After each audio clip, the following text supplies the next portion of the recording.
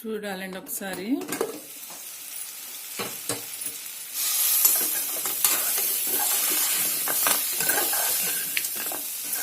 ఇప్పుడు దీనికి సరిపడా నీళ్ళు వేసుకోండి. ఈ కర్రీ చాలా మంచిదండి, చాలా ఆరోగ్యానికి మంచిది. ఎప్పుడైనా చేసుకోవచ్చు.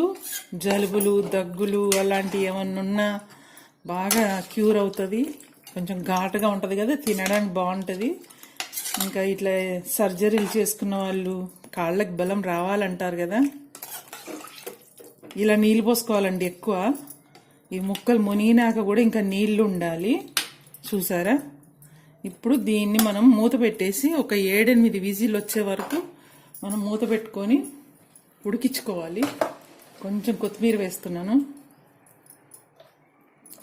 ఓకే,